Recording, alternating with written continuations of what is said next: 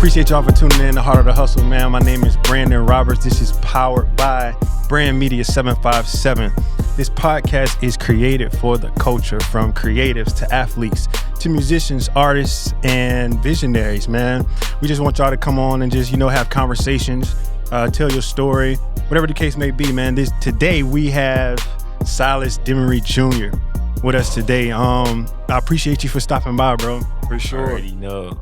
Even taking the call to do this.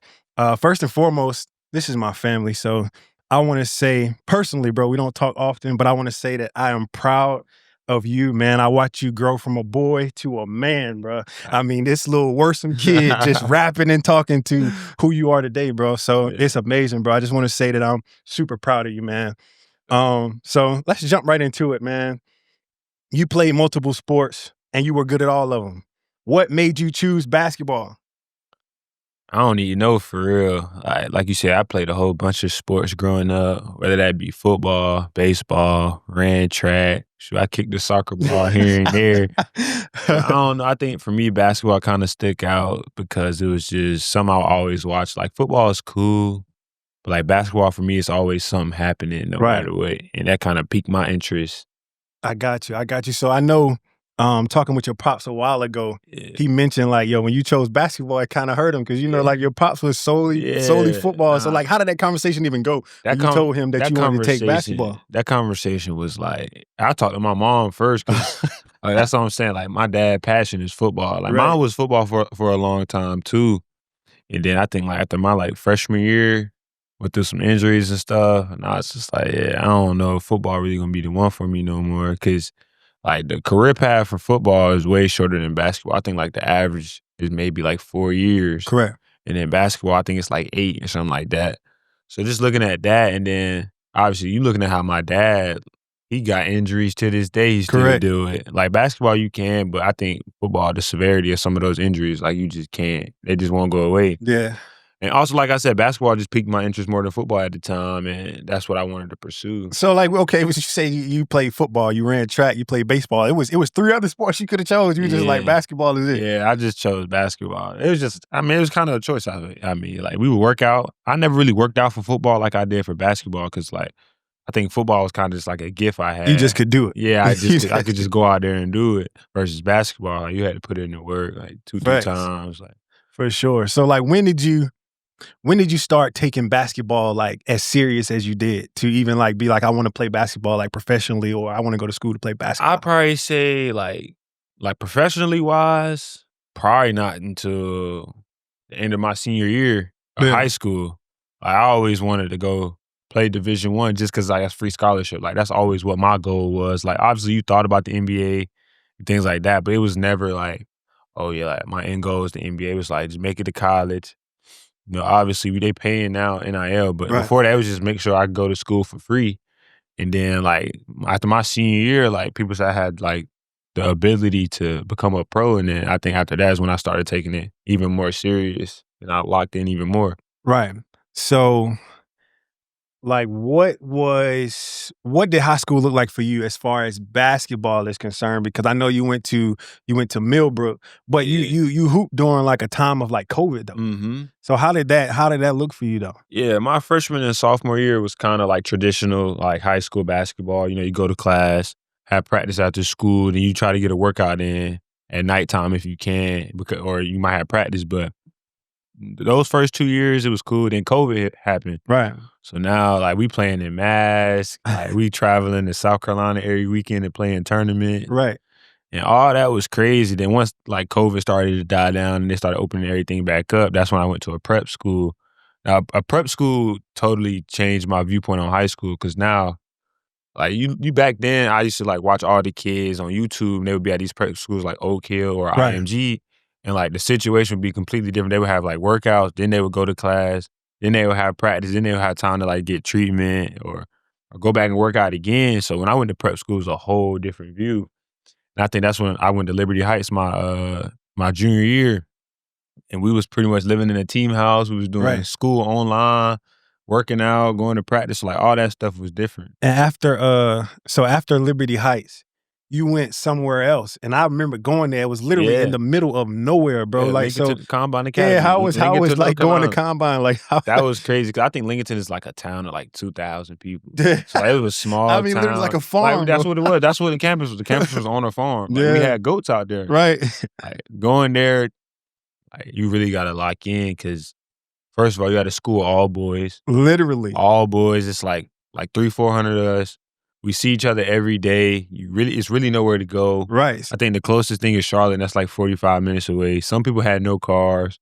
So, like, that was a place where it was either you was gonna work out, Yeah. you was gonna make it somewhere, or you was just gonna go there and then wanna And just be go a home. regular yeah, go there and go home pretty much. So like outside of basketball, you said you was at an all boys school. So like how was life outside of, what I mean, when you weren't It playing it basketball? actually wasn't bad because, like, that's an international school. Like, a Right. lot of kids come there from, like, Germany, Belgium, the Bahamas, like, all Africa. Like, I had a teammate from Senegal. Like, Yeah. you learn different aspects and views of the world from just being around them. Like, I think it was a kid there.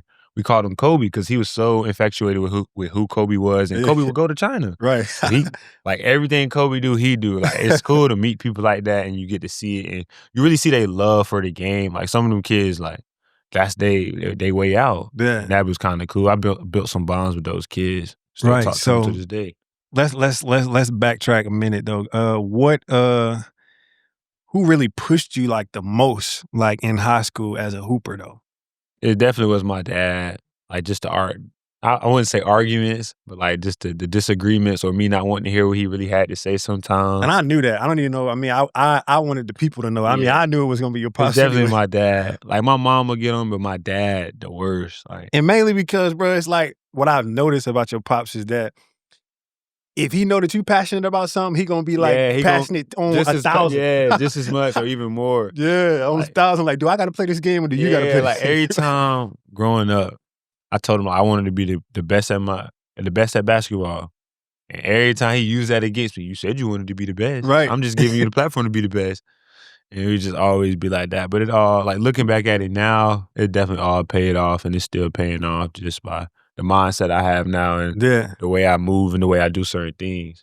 I feel it. So, you know that again, I know, but the people Yeah. don't know. Originally, you withdrew your commitment to USC. Like, what Yeah. made you kind of reconsider going? I'll probably say like that process was a little shaky Man. even before I had committed, and kind of wish I took my time. But I mean, at the time, it felt like it was right. Like, the situation, the fit, everything was right. Like, what they was telling me made sense. And then as the year went on, like, it was a rocky relationship. They was coming to games. Then I think it was like a disconnect at some point, and there wasn't no communication from both sides. So then Right. I felt like the love wasn't there anymore, and Correct. I just had to do what was best for me.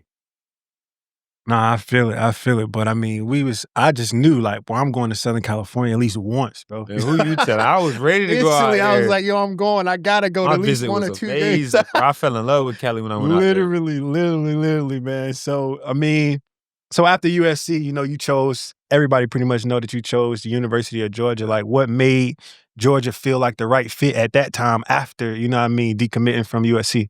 It was definitely just the way they pursued me as soon as I, like, decommitted. Just them being one of the first few schools to come see me, and like just their plan and everything they had for me being able to play as a freshman. Like, they gave me the opportunity to come in and earn a starting spot, and that's what I did. Like, everything they told me pretty much happened as I went on my journey through there.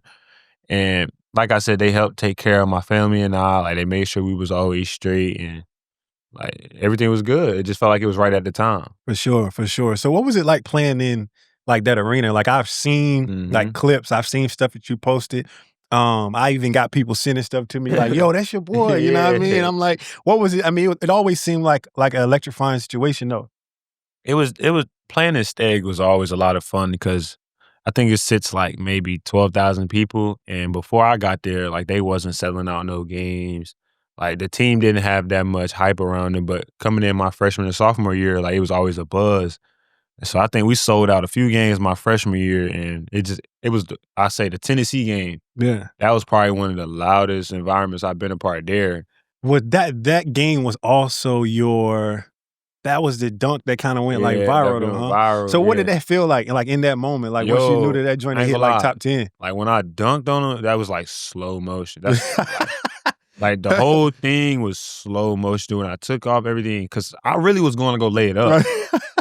So, I think his momentum pushed me up, so I just went and turned it Yeah. and dunked it and ended up dunking it, but when that happened, yo, it Yeah. got so loud in there, though. Like, it was like a crowd pop. Like, they be Yeah. having in the NBA, was one of them moments. For That joint was sure. crazy. For sure, for sure. So, like, what was, like, the adjustment, like, on and off the court? Like, as far as transitioning from high school to, like, playing at the collegiate level? Like, Mhm. I know, like, the game speed was totally Yeah, it different, you know definitely what I mean? was. It definitely was. I say the speed of the game was definitely different than the physicality. Like, I'm 18 years old. Right. This 20, 21, 22. Some of them got kids. Like, so like the speed of the game and the physicality, it took me like through the summer and maybe the first like 2 games was just to get that adjustment. I think when I went to the Bahamas was like a kind of a changing point. Like I had a really good game against Miami. Then I had an okay game against Providence, but like I seen the vision and how it could play out and then just started getting more and more comfortable every day. For sure, for sure. So, now that things have kinda, like, ended in Georgia, like, you just recently, like, hit the portal and wound up committing to UConn. Like, UConn is a championship, Yeah. like, pedigree, bro. So, like, what kinda, like, went into your decision to transfer there? Yeah, I mean, it wasn't even it was a hard decision, man, because like Georgia is home for me. Like I Right. was there for 2 years. I made a staple in the community. Like people knew who I was. Like it was hard, but like I said, I had to do what was best for And that's me. honestly a big deal, like, coming from a place like Carolina or Hmm. Virginia, we down home folk, you know what I Yeah, mean? like we So want to being in stay a kind of close to yeah, home. being in a situation like Yeah, that, you like, "Man, if it feel like home, I don't wanna like leave." I had 20 plus people at every game. For Like it sure. was people coming to the game all the time. Like my I know you see the picture my mom posted after every game. Literally, Mad be the mad people support was every there. time. The supporting cast, Yeah. 20 plus people every time. Right, so, like, how do you, like, see yourself, like, fitting into their system? Like, I Yeah, mean, like I say, that's yeah, a top team, like, it that's a top is. basketball program. Definitely. I mean, you look at their point guard, you got Kimba, Shabazz. I mean, Ray Allen went there. Like they've had a abundance of players that have just been successful there, and it's because when you go there and when you're around it, it's like you have no choice but to get better every day. And for me, that's what I was looking for. And then obviously, like they went back to back, like they're winners. Like in high school, I was a proven winner, like I was a solidified winner. And I want to win at the college level. Like I feel like they gave me the best situation and fit to be able to win a national championship there. Guaranteed, guaranteed. So, what excites you most about, like, becoming a Husky, though? Like, people don't get this opportunity, Nah, like, like often. this is not I've often seen guys I've opportunity. seen guys leave, like, Power 5, Power 4 Yeah. schools and go to a HBCU. Facts. You Nah, know I what I seen mean? that Like, you too. literally left, Yeah. know what I mean, somewhere and elevated And to another elevate. Yeah, that's situation. hard.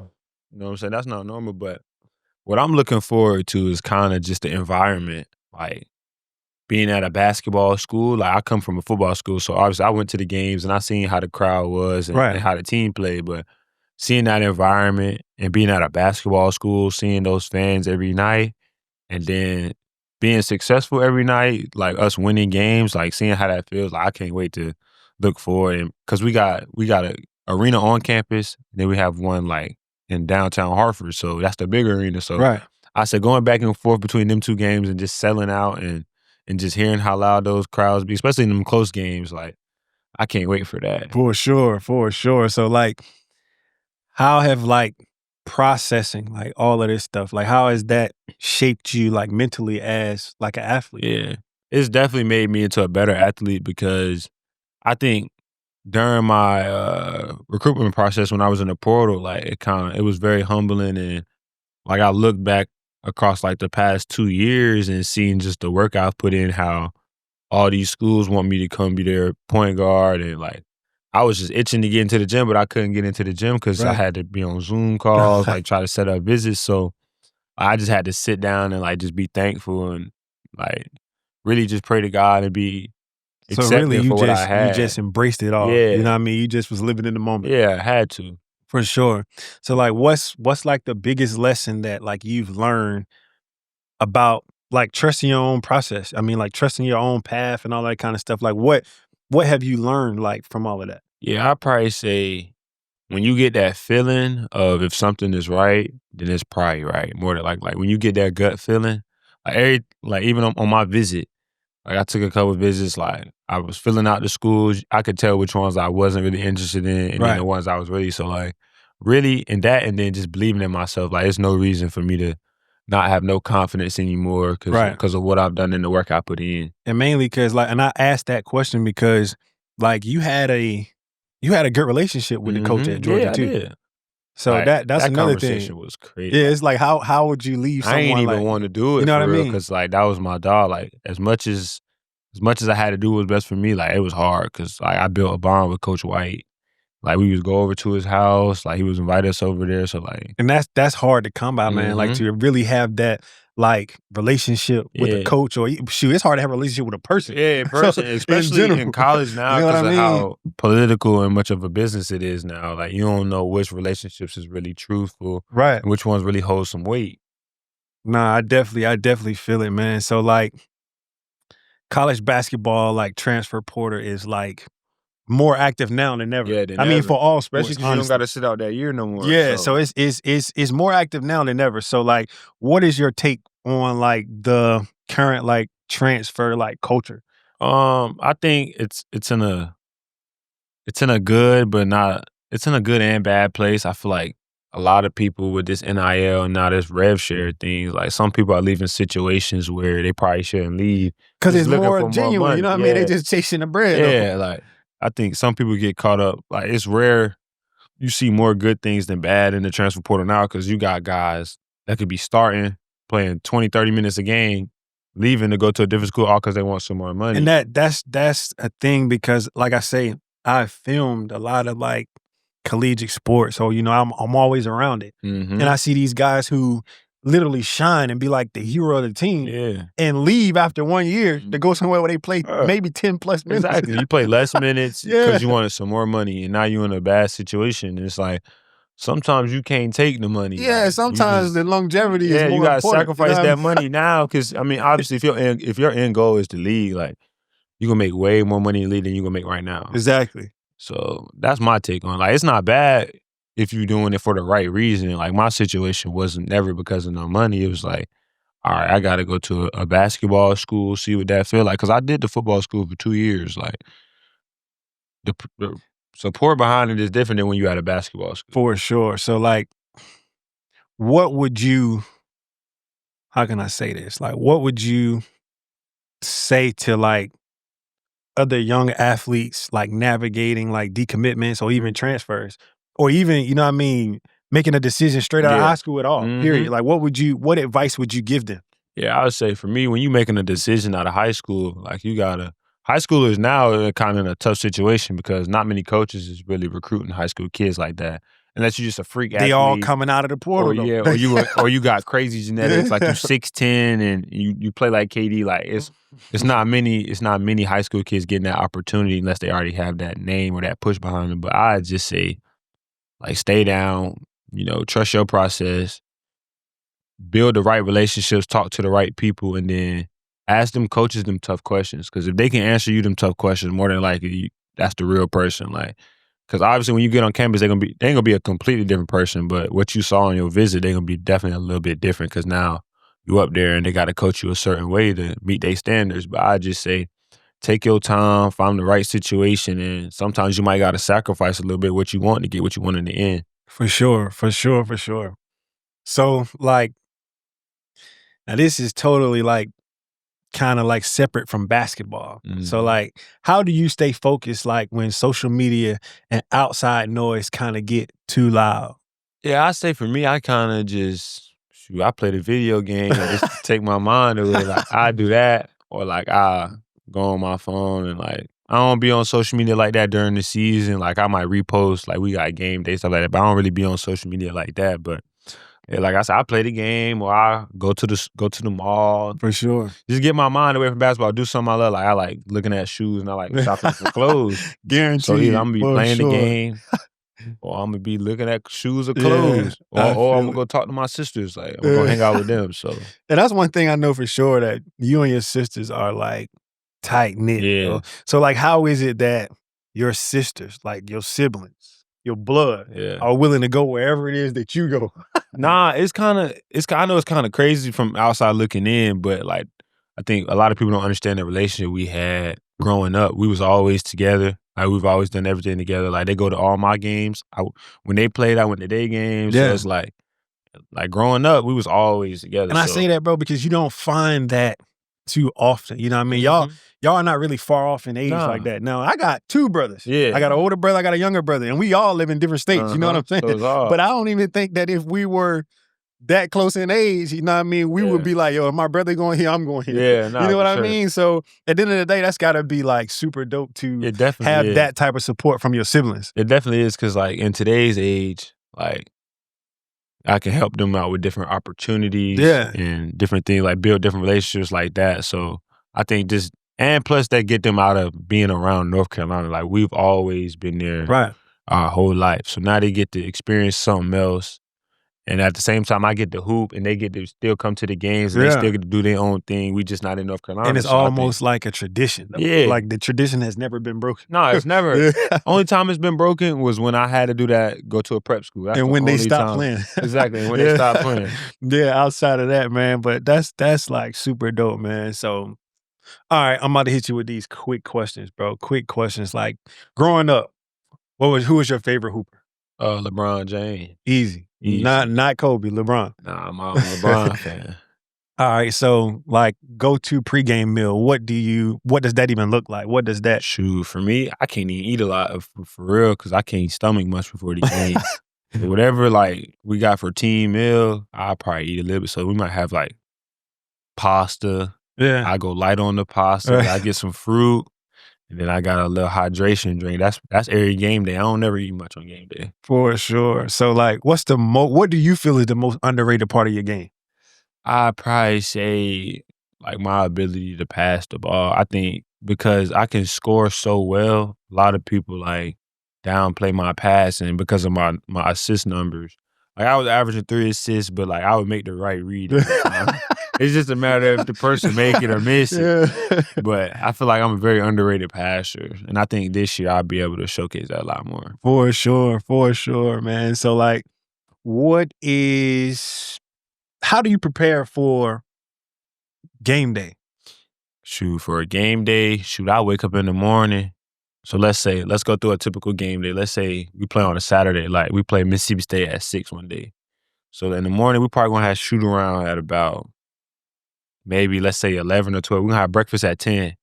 So I'm gonna wake up, read my Bible, get ready for the day, go to the gym, eat breakfast. Then I'm gonna shoot before shoot around. Then we go through shoot around. Then we come up for pregame meal, eat a light meal. Then I go to the training room, get a little massage before the game, or I'll do complex and complex in the recovery boots to wake my legs up before the game.